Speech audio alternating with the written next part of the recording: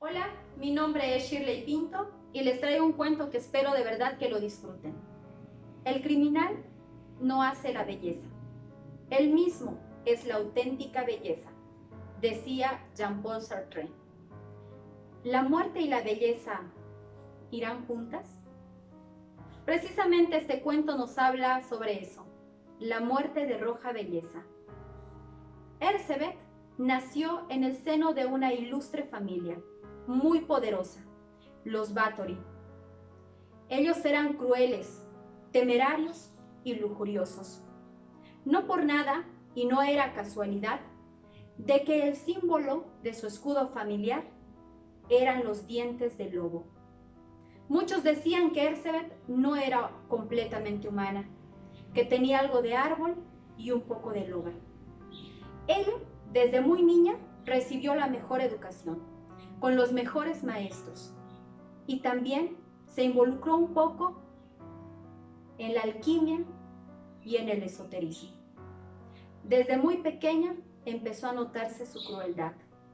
A los 11 años la comprometieron con su primo, así que debió mudarse a su castillo para poder vivir con él. En ese castillo vivía también su suegra, a la que Erzsébet no soportaba, y la suegra tampoco la soportaba a ella. A los 15 años, la condesa Báthory se casó, pero no veía por mucho tiempo a su esposo, ya que él siempre estaba en las guerras y le gustaba luchar y le gustaba la sangre. Pero cuando regresaba al castillo con su esposa, a Elizabeth o Erzsébet le gustaba mucho el olor a sangre que él traía. Un día que llegó al castillo, el esposo de la condesa vio en el jardín una muchacha completamente desnuda, con su cuerpo lleno de miel y encima moscas y hormigas. La condesa le explicó que esa muchacha había tratado de robar y que era el castigo que ella se merecía.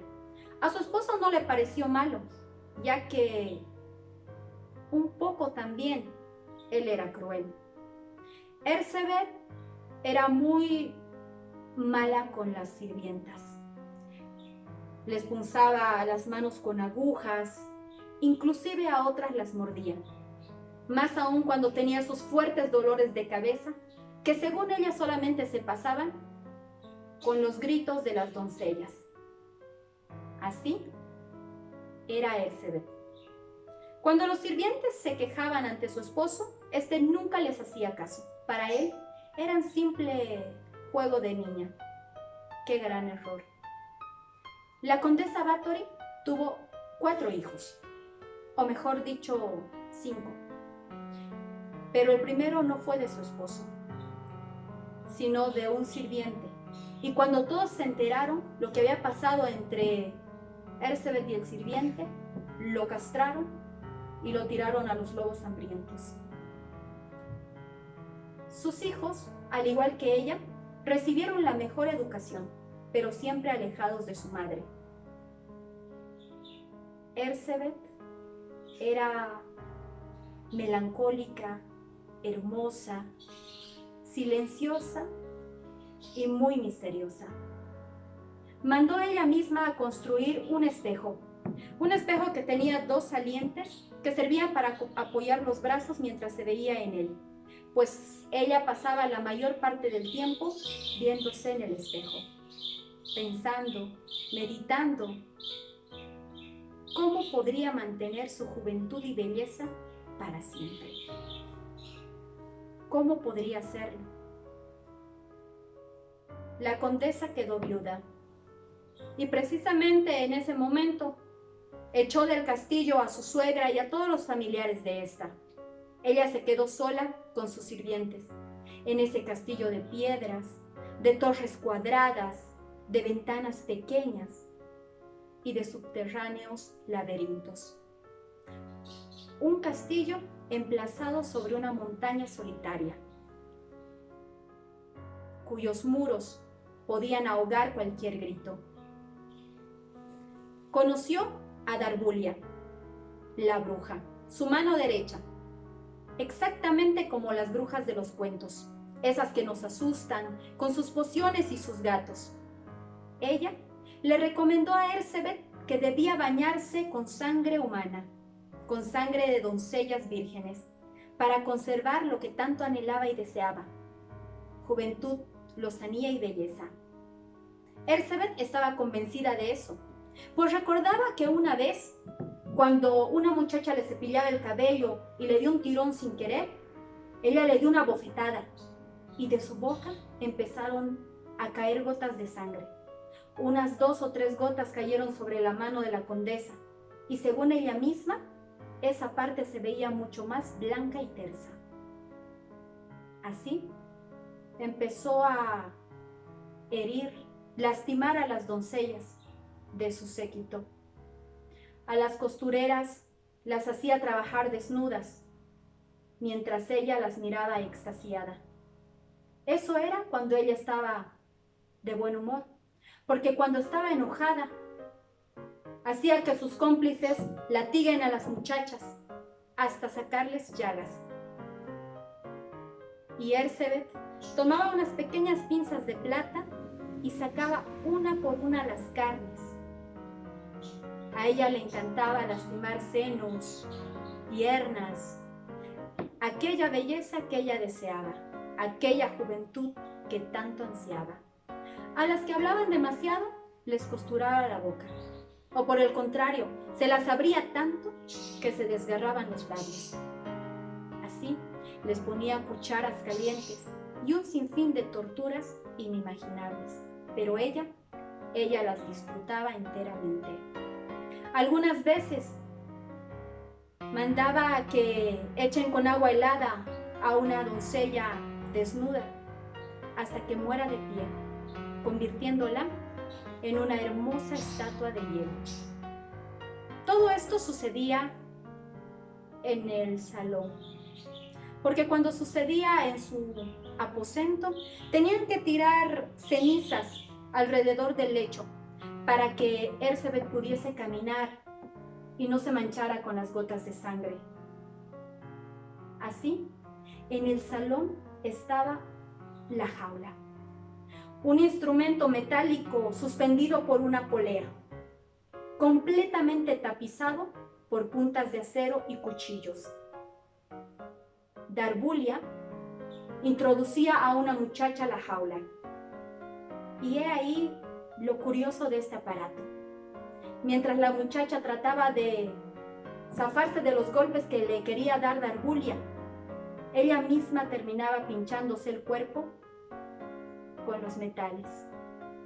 Mientras tanto, debajo de la jaula estaba ella, la condesa, hermosamente ataviada, con un vestido blanco, hermoso.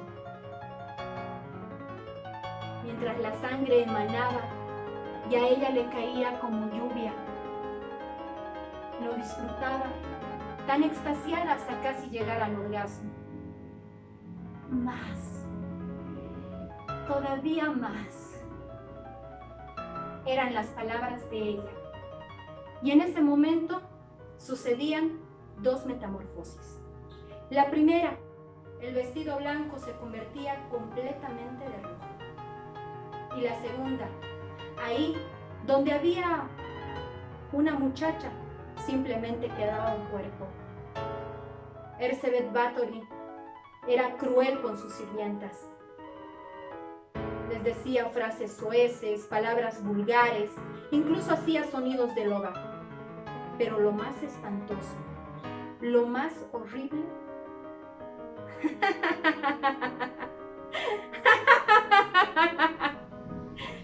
era su risa. La hermosa alucinada, riendo desde su maldito éxtasis provocado por el sufrimiento ajeno.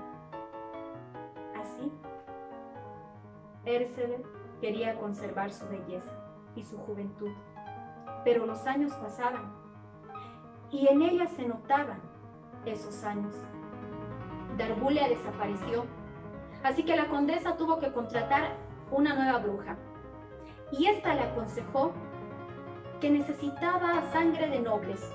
La sangre plebeya no servía y se notaba. Necesitaba sangre azul. Así que Erzsébet empezó a reclutar muchachas nobles, con la excusa de que se sentía sola en su castillo, de que les iba a enseñar a comportarse, etiqueta, buenos modales. Y así, una tras otra fueron desapareciendo, por la jaula, la muerte con agua. Pero había algo que para Erzsébet era su favorita, la dama de hierro. Un mecanismo metálico con cuerpo femenino, completamente desnudo, con los cabellos rubios que caían hasta el suelo. Estaba adornado con un collar con piedras preciosas y se activaba cuando tocabas una de las piedras del collar, lo cual permitía que la dama esbozara una sonrisa y moviera los ojos. En ese momento, levantaba los brazos para dar el abrazo mortal a lo que estaba enfrente de ella, una muchacha virgen. Ese abrazo del que jamás nadie podría separarla. Después, de los pechos del mecanismo, salían 5 puñales que atravesaban el cuerpo de la doncella, pero sacaban lo más importante, la sangre. Lo que la condesa necesitaba y anhelaba. Así fueron desapareciendo alrededor, se dice, de 640 doncellas. El rey tenía ya muchísimas denuncias en contra de la condesa, pero no podía hacer nada. A pesar de que tenía las pruebas, la condesa Báthory era una noble, muy poderosa. Pero hasta ahí solamente habían tenido denuncias de plebeyos. Pero los nobles empezaron a denunciar. Y esto ya no era tan fácil de callar. Así que el rey envió al primo de la condesa, Thurzó, a su castillo para que viera qué es lo que estaba sucediendo. Cuando Thurzó llegó al castillo, se vio con el horror. Los muros, los pisos llenos de sangre, una jaula con algunas muchachas, un cuerpo mutilado, la habitación de la condesa con charcos de sangre, cenizas y un olor nauseabundo. Los cómplices de la condesa murieron como tenían que haberlo hecho, en la hoguera, como lo que eran, unas brujas. Pero no podían tener el mismo castigo la condesa Báthory, o como todos la llamaban, la condesa sangrienta. Lo que decidieron hacer es, erigieron 4 muros en su habitación, dejando una pequeñísima ventana de donde le pasaban el agua y la comida. A los 4 lados del castillo levantaron 4 patíbulos para que la gente supiese que ahí había una condenada a la muerte. Así pasaron 3 años en esa prisión fría, con muy poca comida, casi nada de luz. La condesa nunca entendió y nunca se explicó por qué la castigaban de esa forma, pues para ella lo único que había hecho es usar su derecho de noble. Después, la condesa sangrienta murió. Por supuesto, la gente no permitió que la enterraran ahí, mucho menos en el Camposanto. Así que se la llevaron al sepulcro familiar de los Báthory, allá donde había empezado todo. Dicen que la libertad absoluta de la criatura humana, y como se muestra acá, es completamente horrible. Gracias. El cuento es La condesa sangrienta de Alejandra Pizarnik.